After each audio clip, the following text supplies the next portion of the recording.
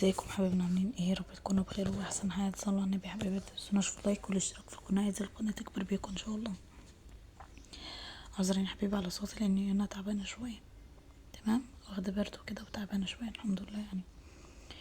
طيب النهارده هنعمل ايه؟ النهارده هنعمل الغريبه. تمام، ان شاء الله هتعمليها وهتعتمديها وبطريقه ناجحه باذن الله، ومش هتفرشح منك ولا اي حاجه خالص. تمام. طيب عشان نعمل الغريبه هنحتاج ليه كوباية من السمنة. السمنة تكون بدرجة حرارة التلاجة. تمام، يعني هنسيح السمنة في الأول وهنعاير كوباية منها، والكوباية اللي هنعاير بيها هنمشي بيها كل المقادير. تمام، يبقى خدنا كوباية من السمنة بدرجة حرارة التلاجة ونص كوباية من السكر البودرة.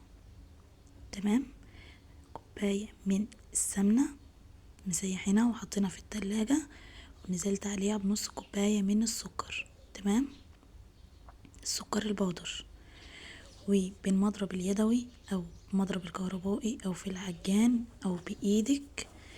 عايزين كل الكلام ده يبقى زي الكريم الشانتيه، لونه يفتح ويبقى زي الكريم كده. تمام. طيب هننزل عليه بايه؟ هننزل عليه بكوبايتين من الدقيق. تمام، كوبايتين من الدقيق، وفي الحالة دي هعجن بايدي. تمام، كوبايتين من الدقيق. طيب عشان تفتكري المقادير بتاعه الغريبة هتعملي ايه بقى؟ هنمشي من كل حاجة خدناها النص بتاعها. ازاي؟ اقولك ازاي.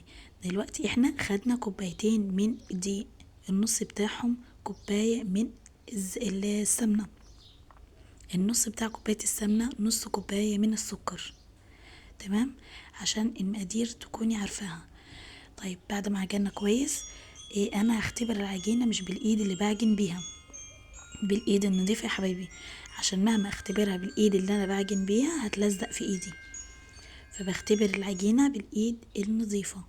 تمام، هاخد حتة اكورها ما بين ايدي كده، وعايزة تحطي لها اللي هي اللولي دي اللي انا حطاها، في منها كمان فضي، دي اللي انا حطاها ده في منها فضي بس ما لقيتش.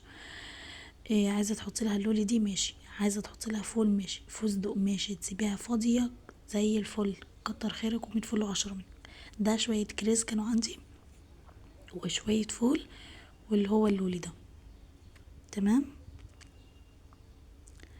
ربنا يحسن ما بين ايديكم يا حبايبي، وان شاء الله تعملوا احسن من كده بكتير. اهم حاجه متنسوناش في اللايك والاشتراك في القناه. بالله عليكم الكل مش مشترك في القناه يشترك في القناه ان شاء الله كده، ويفعل الجرس عشان يوصل له كل فيديوهات انا بنزلها ان شاء الله. تمام. طيب هنرجع للغريبه بتاعتنا. هاخد حته على قد ما حضرتك بتحبيها قد ايه، بس هي كل ما تصغر كل ما تبقى حلوه. تمام، وهضغط ضغطه بسيطه، مش هبططها للاخر، ضغطه بسيطه بس يدوب احط الحشوه فيها. تمام، يعني يدوب الحشوه تمسك فيها وكده. تمام، نيجي للتسويه يا حبايبي. هي بتسوى على درجه حراره 180 عذرا. هنحطها في الرف اللي في النص، مش بنشغل الشواية، بنشغل تحت بس، هي بتبقى لونها كده فاتح كده بعد ما خرجت من الفرن. تمام، اهي بالشكل بتاعها زي ما هو، ما فرشتش ولا اي حاجة خالص، زي ما حطينا زي ما دخلناها الفرن زي ما طلعناها. تمام، وادي الشكل بتاعها من تحت. تقعد 10 دقايق بس في الفرن. تمام، ربنا يحسن ما بين ايديكم وتعملوا احسن من كده بكتير، والى اللقاء في فيديو اخر ان شاء الله.